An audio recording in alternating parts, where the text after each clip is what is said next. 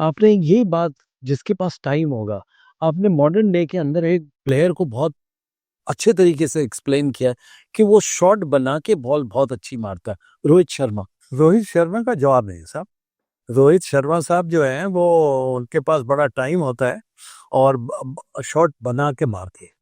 जो शॉट, इसको फैंस को एक्सप्लेन करो, शॉट बना के कैसे मारा जाता है। ये तो वो तो ऐसा होता है, बाज़ औक़ात मैच हो रहा हो हाँ, तो आप बताएं कि देखिए ये शॉट बना के मारा, ये शॉट किस तरह किया, ये शॉट इस शॉट में ये खूबी थी, इस शॉट में ये खूबी थी। आप सिर्फ एक्सप्लेन नहीं कर सकते जी, जब तक कि आप दिखाए नहीं, देखे कि अब देखे ना, रोहित शर्मा जब मर्जी और जिधर मर्जी खेल लेता है। ऑफ की भी वो उठा के मार देता है। लेकिन देखिए उसके पास कितना टाइम होता है।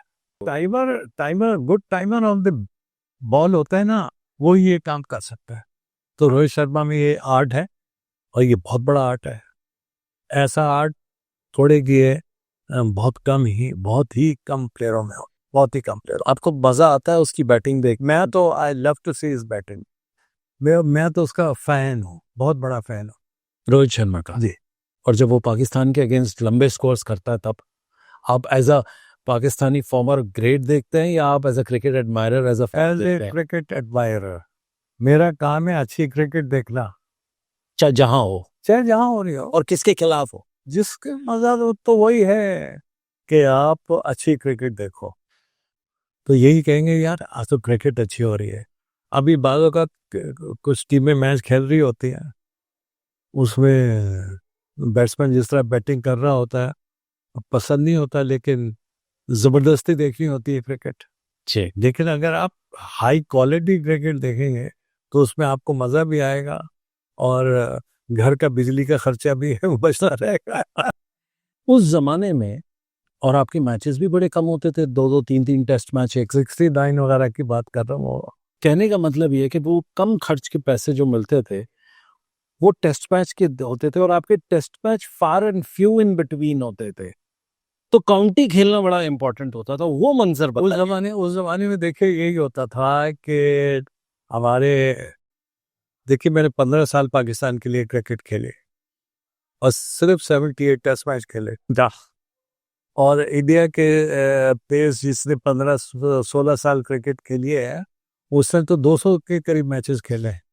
तो हमारा रिकॉर्ड जो है वैसे तो आप अंदाज़ा लगा ही दिया। खैर अभी रिकॉर्ड तो अभी भी बहुत अच्छा है माशाल्लाह, लेकिन ये है कि दूसरों के मुकाबले में कम स्कोर हुआ है, दूसरों के मुकाबले में, क्योंकि उन्होंने ज़्यादा से ज़्यादा मैचेस खेले, हमने हमने कम से कम मैचेस खेले, हमने कम से कम मैच खेले। तो ये चीज़ें हैं जो कि भूख क्या ज्यादा होती थी रन बनाने की, कि कम मैच मिला है पर जो मैच मिला है इसको कॉन्ट्रैक्ट के लिए काउंटी का लंबा स्कोर करना। नहीं नहीं, जी, देखिए अब अगर आप काउंटी की बात कर रहे हैं तो मैं आपको इसकी बात बताता हूँ कि मेरे वालिद साहब ने यह कहा था कि जब मैं जा रहा था इंग्लैंड के टूर पे, तो उन्होंने ये कहा था कि ज़हीद, या तो घर का सबसे बड़ा है, तेरी वजह से मिसाल पड़ेगी घर में, बच्चे आगे पढ़ेंगे तो तुझे देख के पढ़े। अगर तू इंग्लैंड जा रहा है इस दफ़ा और तेरा काउंटी क्रिकेट पे नाम नहीं आता तो तू क्रिकेट छोड़ देना। मैंने कहा डेफिनेटली डैडी, मैं क्रिकेट छोड़ दूँगा, क्योंकि जब मेरा नाम पहले टेस्ट मैच पे आया था अगेंस्ट न्यूजीलैंड, तो मैंने सबसे ज़्यादा कायद आज़म ट्रॉफी और पाकिस्तान ट्रॉफी में सबसे ज़्यादा स्कोर किया था जी, और एक ही मैच के बाद ड्रॉप कर दिया गया था। तो लड़के हंस रहे थे, कहते यार अजीब अजीब बात है कि सबसे ज़्यादा तूने स्कोर किया और एक ही मैच के बाद तुझे ड्रॉप कर दिया। मैंने कहा यार इसमें मेरा क्या कसूर है। जब असफ अली वन में मैं पाकिस्तान टीम के साथ गया था तो पहले टेस्ट मैच में मैंने 274 स्कोर किया था। जी, जब मैं पहले दिन बैटिंग कर रहा था तो मैं नॉट आउट था जी, 159 पे। तो काउंटीज की टीम्स आई, मैंने कहा यार शुक्र है जो वालिद साहब ने बात कही थी वो ठीक हुई, मेरे क्लिक हो रही थी। तो उन्होंने ये कहा कि जी ज़हीर साहब हम आए हैं, आप हमारी काउंटी के लिए खेलें, आप हमारी काउंटी के लिए खेलें। हमने कहा जी ज़रूर खेलेंगे, लेकिन मुझे अपनी बैटिंग ख़त्म होने दें। मुझे ये तो पता चले कि मैं कितना स्कोर करता हूँ, ताकि मेरा दिमाग जो है दूसरी तरफ ना जाए। करेक्ट। यू नो एक फोकस चाहिए मुझको अपनी बैटिंग पे। है दूसरे दिन 274 जब कर लिए तो काउंटीज आई कि जी आप हमारे लिए खेले, आप हमारे लिए। तो मैंने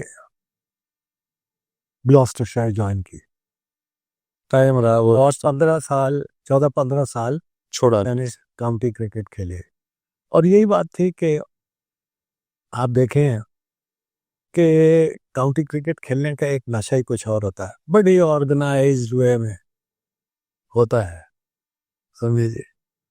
और आप हर बड़े बड़े प्लेयर्स के साथ खेल, बेशक हर काउंटीज में जाएं तो ओवरसीज प्लेयर्स भी कम से कम 3 ओवरसीज प्लेयर्स होते हैं जिनके खिलाफ आप खेलते हैं, और बाज लोकल जो उस काउंटी के प्लेयर्स होते हैं आप उनके खिलाफ खेलते हैं। तो आपको काफी से ज्यादा तजुर्बा हो जाता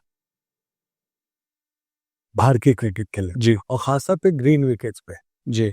ग्रीन विकेट्स पे अमूमन लोग बैटिंग करने से कतराते हैं, आपको शायद ये पता हो कि ना हो। तो लेकिन हमने तो कहा कि ठीक है, जो भी विकेट मिल जाए, हमने तो बैटिंग कर दी है, दनादन बैटिंग कर। और यही आप देख लें कि सिर्फ एक मैं मिसाल देता हूँ आपको, इंग्लिश विकेट्स पे मैंने 4 दफ़ा बैटिंग की। सिर्फ यही नहीं, सिर्फ 4 दफ़ा मैंने बैटिंग की है। पहले मैच में 200 नॉट आउट, दूसरे मैच में 200 नॉट आउट, तीसरे में 200 नॉट आउट और 100 नॉट आउट, और चौथे में यानी 8 दफ़ा 200 नॉट आउट। तो आप ये अंदाजा लगा लें कि मेरे दिमाग में क्या होता था कि आज मेरी फॉर्म है, कल नहीं हो, तो इसको मैं इस्तेमाल करूं अपने। अब बस आगे हूं अब विकेट पे, तो अब मैंने आउट नहीं होना, क्योंकि कल का कोई भरोसा नहीं। कल आप कहाँ हैं, कहाँ नहीं है, क्या कर रहे हैं, क्या नहीं कर रहे हैं, कल आप मैच खेल सकेंगे कि नहीं खेलेंगे, आप इंजर्ड हो गए, क्या हो गया। लिहाजा मैंने वक्त को कभी नहीं खोया और उसको लेके आगे बढ़ता रहा। और यही सबसे बड़ी सक्सेस की वजह जो थी मेरी, वो यही थी कि मैंने अच्छे वक्त को हाथ से नहीं जाने दिया। अच्छा ये बताइए, उस टाइम पे आप पहले one of the first ones थे जो काउंटी के लिए अपनी कंट्री से अर्लियर वंस थे? नहीं, मुश्ताक मोहम्मद साहब थे। आपको एडवाइस और गाइडेंस किसने दी कि आपको इस काउंटी के साथ जाना है और उसके साथ नहीं? क्योंकि हाँ जी, नहीं वो ये बताइए। वो माजिद खान साहब थे। जी वो ग्रैम पार्कर को बहुत अच्छी तरह से जानते थे, मेरे क्लब के सेक्रेटरी थे। तो उन्होंने कहा जेड, अगर तूने कोई काउंटी ज्वाइन कर दी है तो ग्लॉस्टरशायर ज्वाइन कर ले। और ग्रैम पार्कर जो है वो बहुत अच्छे आदमी है और बातचीत होती रहेगी, कोई ऐसी बात नहीं। तो लिहाजा इसी वजह से, माजिद खान के कहने की वजह से मैंने आपने ग्लॉस्टर ज्वाइन किया। बड़ी इंटरेस्टिंग बात बोली है कि आप स्कोर भी करते थे कायदे आजम में और आपको पिक भी नहीं किया जाता था। पिक करते थे, फिर किसी वजह से आपको आगे पीछे बात हो जाती थी। क्या उस जमाने में भी एक वर्ड चला है, पर्ची सिस्टम? पाकिस्तान क्रिकेट में ये पर्ची की ये बला कब से आई है, या उस टाइम पे भी थी? ये पर्ची का सिस्टम तो पूरी दुनिया में होता है, ज़्यादातर होता है। मैं ये नहीं कह रहा कि सिर्फ पाकिस्तान में होता है, इंडिया में भी होता है, श्रीलंका में भी होता है और दूसरी कंट्रीज में भी होता है। ऐसी कोई बात नहीं है। लेकिन ये है कि पर्ची उसके लिए ही चलती है जो कि ऊपर नीचे वाला प्लेयर होता है। जो बड़ा प्लेयर होता है उसके लिए कोई पर्ची नहीं चलती, उसके तो मुकाम वही है, उसने तो खेलना ही खेलना है। लिहाजा उसकी सबसे बड़ी पर्ची ये है कि वो स्कोर करे। पर उस जमाने में चलती थी। बिल्कुल करते। क्या वही रीजन है कि आज की पाकिस्तान की सिचुएशन नीचे आ गई है, ग्राफ कि पर्चियां ज्यादा है, प्लेयर कम है? यार अब आप ऐसा भी ना करेंगे, इंडिया में पर्ची नहीं चलती थी। इंडिया में चलती थी आटे में नमक और नमक में आटा। आटे में नमक भी चलता था और नमक में आटा भी चलता था। आजकल तो जरा थोड़ा सा कुछ ज्यादा ही चलता है हमारे यहाँ। जी। लेकिन ये है कि इस वबा को दूर करना पड़ेगा अगर आप में क्या क्रिकेट। ये बहुत बड़ा एक कैंसर वाली सिचुएशन है टीम के लिए, एक क्रिकेट के लिए? क्योंकि अगर टैलेंट ही नहीं उभरेगा तो छोटे इलाके से यारी दोस्ती वाला खेल नहीं है भाई, ये परफॉर्मेंस वाला खेल है। जब तक कि आप परफॉर्मेंस नहीं देंगे अपने अपने मुल्क को, अपनी टीम को, आपको कोई मुकाम नहीं है। आपको लोग कहेंगे पर्ची पर्ची पर्ची। जब आप ग्राउंड पे भी जा रहे होंगे तो आपको ओए पर्ची आ गई, पर्ची आ गई। ज्यादा इस चीज से बचना चाहिए। आजकल भी चल रहा है ये। हमारे काबिल दोस्त गौतम भट्टाचार्य जो बहुत पढ़ाई करते हैं किताबों में, आपको एक्नॉलेज किया है अजहर ने भी काफी बार कि आपने उसकी ग्रिप चेंज करी और वो कम्प्लीटली डिफरेंट प्लेयर बन गया। वो एक्चुअली क्या है कि मुझे ज्यादा डिस्कस नहीं करना चाहिए, उसमें खुद बहुत टैलेंट है। अजरुद्दीन में बहुत बहुत टैलेंट। और उन्होंने सिर्फ मुझे कराची में एक सवाल किया कि जही भाई, उस समय रिटायर हो चुका था, कि मेरी शॉट्स में दम नहीं है। मैंने कहा तू अपनी ग्रिप दिखा। उसने ग्रिप पकड़ी। मैंने कहा जरा तू थोड़ी सी ग्रिप इस तरह से कर ली। मैंने उसको समझा दिया। उसने प्रैक्टिस की, प्रैक्टिस करके आया, कल जहीर भाई शॉट तो बड़ी जोर से लग रहा है, लेकिन मेरी कलाई में और हाथ में जरा थोड़ी सी तकलीफ है। तकलीफ से बना दी है कि मुझे महसूस हो रहा है कि नए स्टाइल होने की वजह से मुझे प्रॉब्लम हो रही है। मैंने कहा देखिए, हर कोई नया स्टाइल जब करता है कोई आदमी है तो उसको थोड़ी बहुत प्रॉब्लम आती है। You carry on.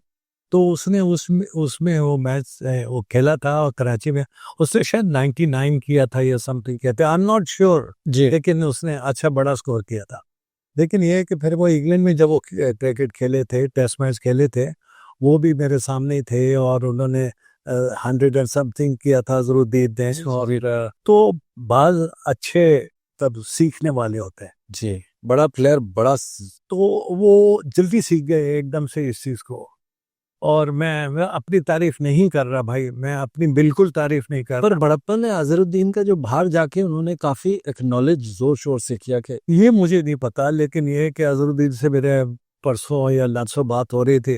क्या जहीर भाई, आपका बड़ा बड़ा शुक्रिया, जो कुछ भी किया वो थोड़ा बहुत किया, क्यों किया क्या नहीं किया हमारा ठीक है, ये प्राइवेट डिस्कशन है। तो वो थैंक यू वेरी मच। मैंने कहा तू आ रहा है अमेरिका?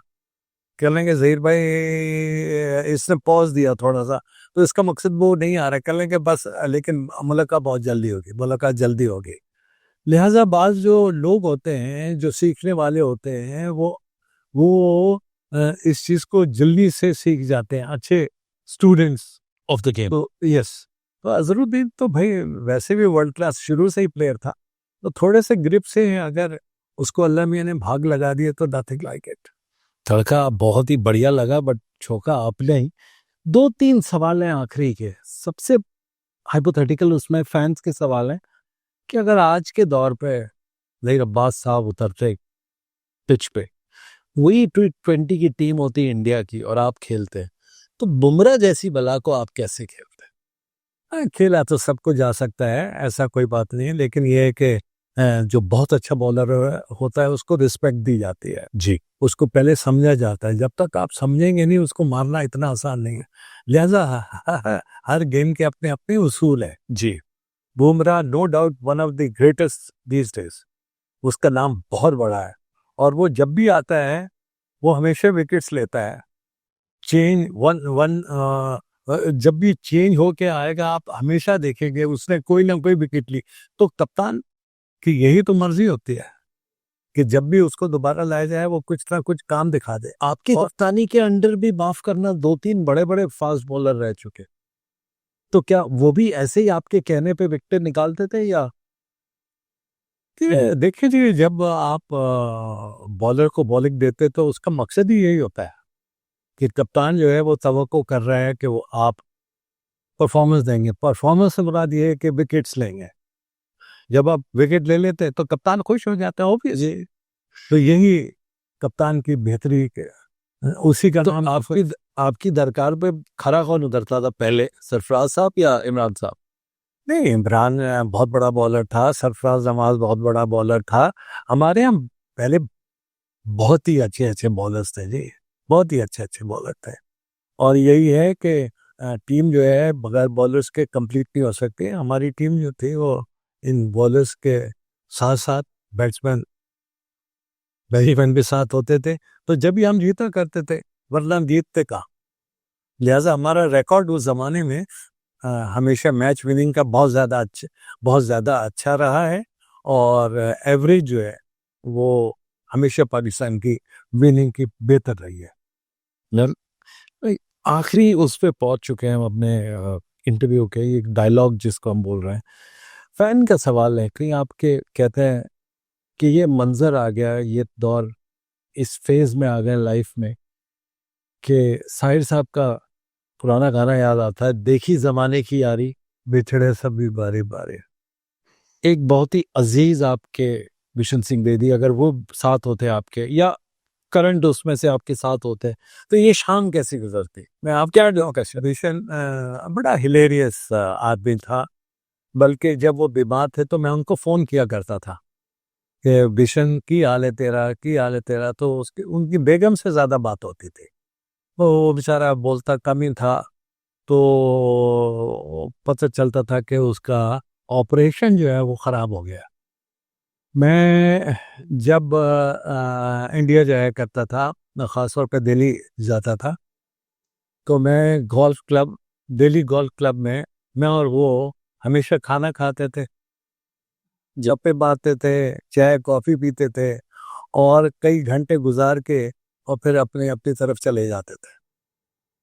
यानी हमारी ऐसी क्लोज एसोसिएशन ये नहीं थी कि जी हम बैटिंग में ये अच्छा किया, बॉलिंग में उसने खराब किया, या इंडिया हार गई या अरे यार ये तो बात की बात है, ये बात की बात है। मिस करते हैं उसको? ये मैं उसको बहुत मिस करता हूँ। क्या प्यारा आदमी था। अल्लाह मियाँ ने हमसे ले लिया। अल्लाह मियाँ उसको जन्नत नसीब करे और वो हमेशा खुश रहे। वो एक किस्सा जो बहुत ही हिलेरियस था, जो कभी सुनने मिलता है लोगों से कि भाई बस कर, जहीर की अदालत में कल फिर हाजिर होना है, जब आप आउट नहीं होते थे। वो किस्सा समझा।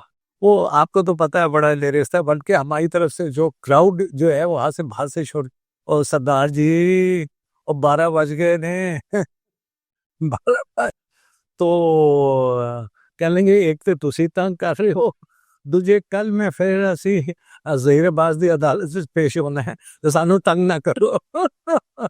तो इस किस्म की चीजें जो है वो तो फिर एक हिलेरियस बंदा ही कर सकता है। और उनकी मैं आपको बताऊं, पाकिस्तान में दोस्ती बहुत ज्यादा थे,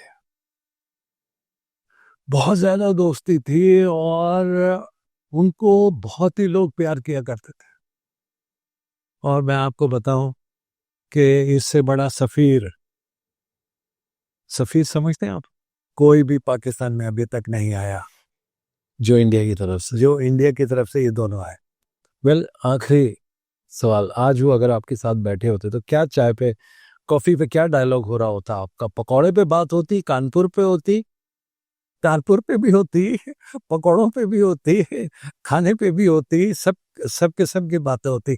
लेकिन ये था कि उसको ये पता था कि मैं आता हूँ 2-3 दिन के लिए आता हूँ, फिर दूसरी जगह चले जाता हूँ। तो हम एक दूसरे को मिस नहीं करना चाहते थे।